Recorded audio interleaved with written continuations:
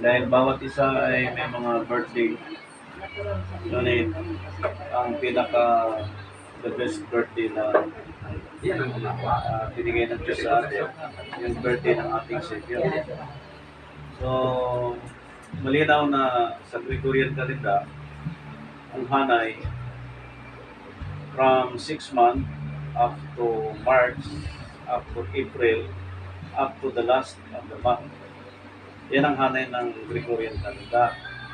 So, ang Passover, binubuo siya ng birth, death, and resurrection. Ibig sabihin, the whole year, ang una dapat birth, sunod death, and then resurrection.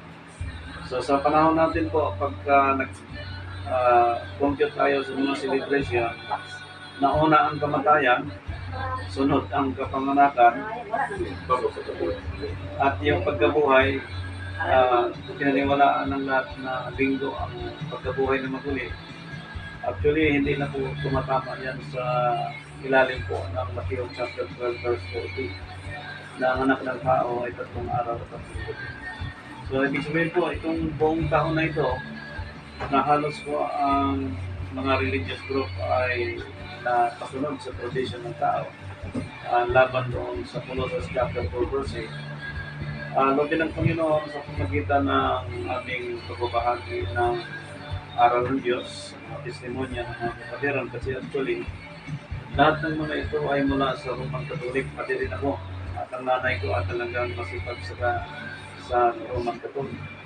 Pero niloob ng Diyos na natuklasan namin ang tunay na kapanganakan at nagkaroon kami na lakas mula sa Panginoon upang ibahagi sa lahat ang tungkol sa tamang kapanganakan ng Jesus Christ. Kaya kung hindi nasunod po ng marami, lobby ng Diyos na masunod po natin. Dahil ang gospel of praise na kay Kristo, ang kaligtasan, at yung mga ligtas ay susunod sa utos ng Diyos. Kaya pag tinanong niyo kami na kami ba hindi nakasunod sa tamang birthday ni Jesus Christ, wala kami kaligtasan, wala sa inyo at sa aking kaligtasan na kay Kristo. Ngayon, kapag naintindihan nyo na ang kaligtasan na kay Kristo, lahat tayo susunod doon sa itinuro sa atin mula sa pangunguna ng Banal na Espiritu. Di susunod tayo. Kaya yung Gospel of Grace and Gospel of the Kingdom, ang conclusion niyan, full gospel. Kaya kami po ay full gospel under Jesus Christ. So, salamat sa mga Panginoon, sa mga testimonya, mga patutuo ng bawat isa, at sa mga sagot ng bawat katanungan. God bless you. Amen.